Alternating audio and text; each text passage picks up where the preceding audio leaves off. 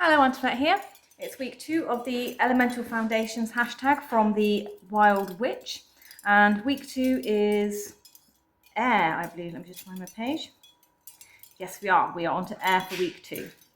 I just had to double check myself, even though I prepared everything. I do apologise. I have sunshine coming in from over here and causing this massive shadow. So I'll try and keep my hand movements over here, but I can't stop the shadows. And yeah, it's winter with a low sun. So what is air to me?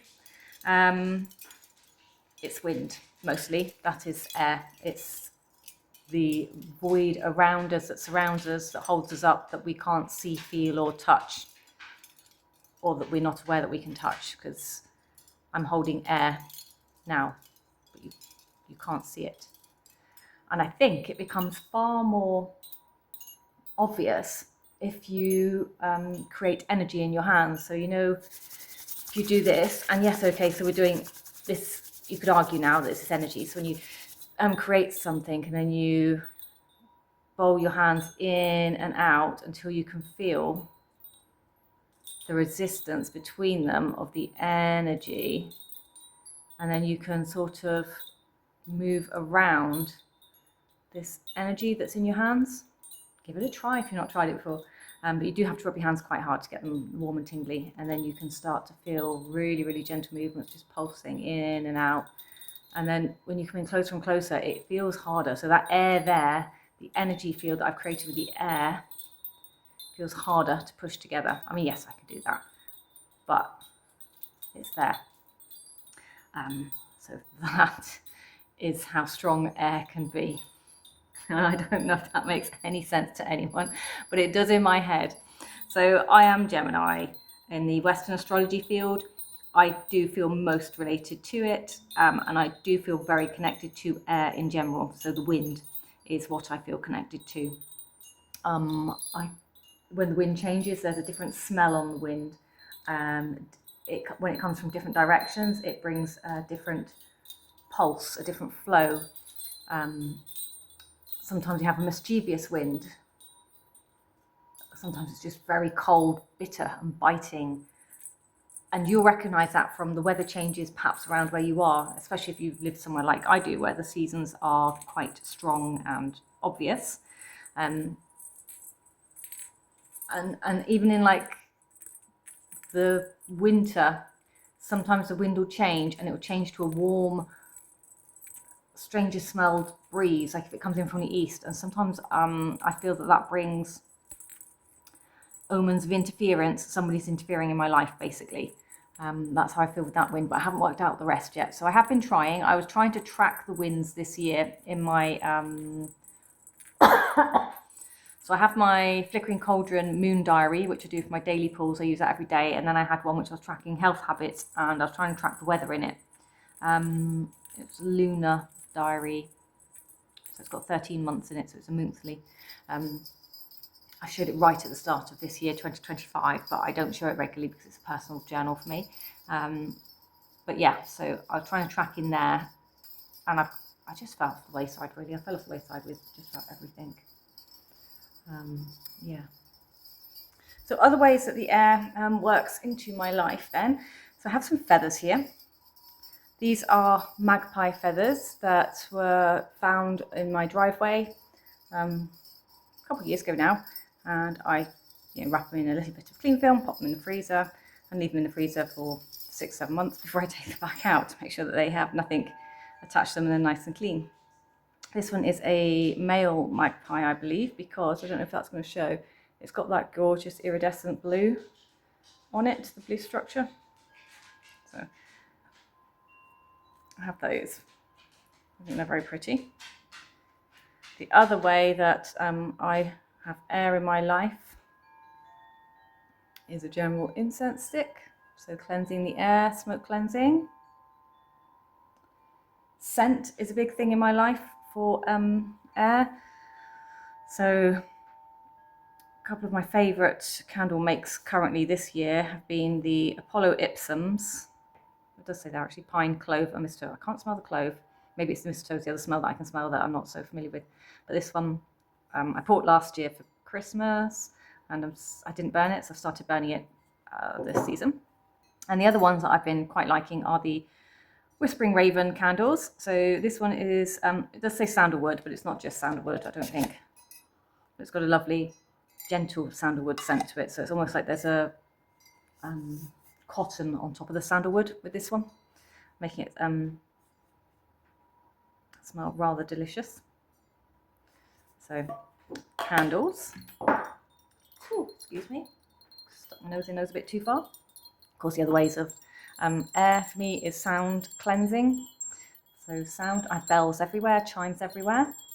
But I do like tinkles of wind chimes, well, any types of chimes really. Just, you know, breeze around the house, just catching, blowing. When I walk past them, I knock them. Bells on my keys, so that every time I open a door, there's a chime. I actually also quite like, I used to, on my old house, we had chimes on the door. So when you opened the door, it had an electronic chime and it sounded. So that was always really cool. Sound bells.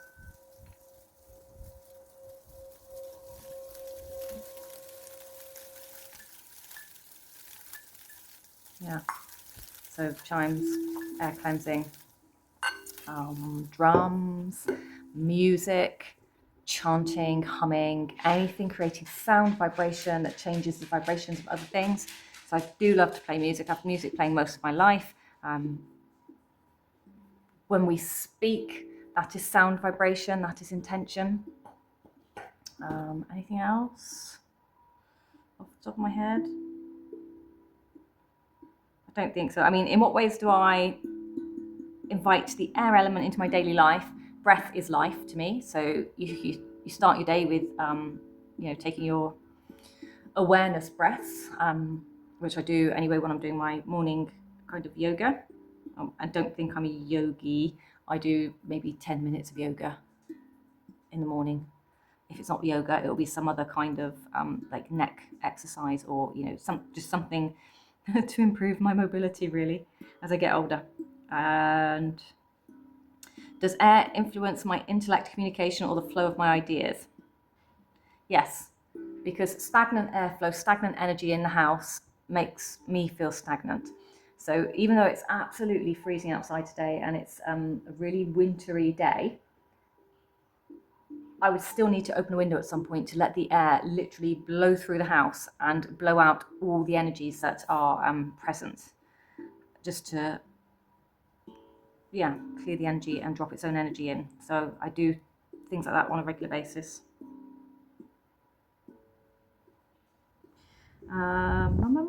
My ideas, yeah, so of course oxygen into the body, healthy mind, in with anger, out with love, and then you can start to think clearly. Because if you carry stuff in your brain too much and it's things that annoy you, it clouds your judgment and your ability to think and your ability to take in other stuff. It weighs up space in your brain that doesn't need to be there. So it does affect things, and sometimes you just can't help it, can you? In what ways do you integrate air energy into my spiritual practice? I think I've kind of covered that with what I've said at the start there, with my sort of catch all, what is there in my life. What wisdom have I gained from working with the air element? I don't know. Sometimes it feels protective, sometimes it feels menacing. It's certainly strong. It's a very strong energy. It's very, very strong. If you think about hurricanes, tornadoes, it can be exceptionally destructive. And knowing that you can cause destruction with air. If you think about speakers, bass, music, if somebody has a bass speaker that's too powerful, they can collapse the lungs in your own body from the vibration that they run through. That's how powerful the travel of the sound, the airwaves, is. So I don't take air lightly all the time. In what ways do you bring qualities of air into my living space? So I've done that, we've shown you that. Is there a new air-inspired practice that I'm eager to explore? I don't think so. I think I've been exploring it. So up until this year, I have been eager to explore the wind direction and the day and what the moon's doing and yada, yada, yada, and whether that affected my moods. but collecting that energy didn't give me any insight, so I think that's why I kind of stopped bothering. So I've sort of done the energy that I would like to do with it. Not a massive extrovert, to be honest, so I'm not into singing and karaoke and things like that. I'd love to be somebody who had a great voice and could do karaoke and do it well, but I can't, and I'm not up for singing in front of people, so we don't need to do that. Maybe I ought to pick up humming. Perhaps humming would be a good one. Maybe more kind of tribal, ancestral, something that comes from the root of the body, sort of humming, if you know what I mean, like that really low energetic humming to vibrate the body. That might be something worth trying. So we do have elemental foundation spread. And as with the air, I do have cards. I popped this one down. I don't even know if I've been in shot for any of that. I'm really sorry if I wasn't. So I've brought the Wisdom of the Raven because it's birds. So this one feels like a close to an air deck as I'm going to get. I don't think I can get any closer than birds for an oracle. This is by Heather and Jim Edward Neal from Shadow Art Finds. So I put that one. And the other one I thought might be kind of in the realms is the Sweet Dreams Rockpool Oracle because it's dreams. So I just thought that's kind of air-based, isn't it? Because it's got stars and night sky, and to me that's all up in the air.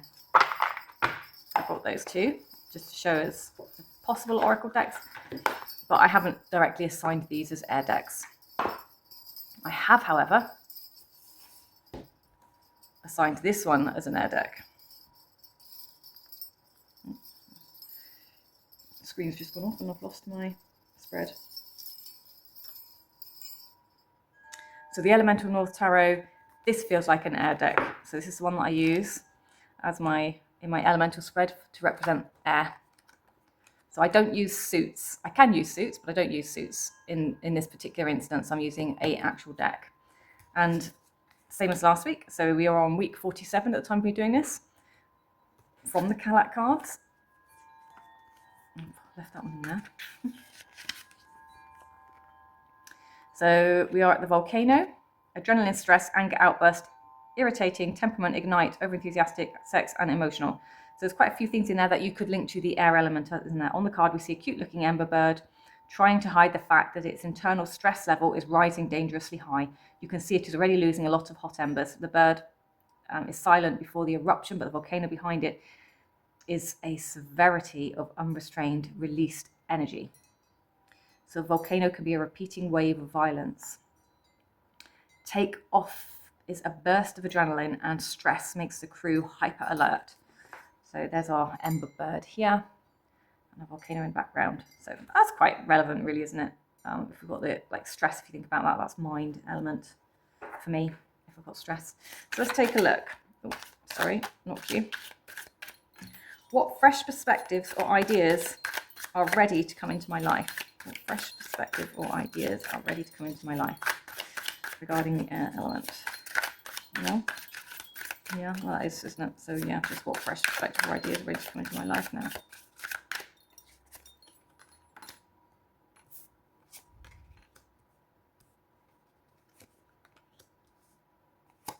That's it. Okay. Just felt right. It's a thought process there, in case you're wondering how I came to 4 cards. So, the Hermit, Knight of Cups, Wheel of Fortune, 10 of Wands. So here it feels like taking time, flushing through the emotions.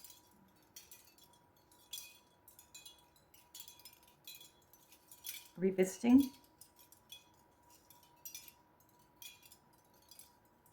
Shedding burdens.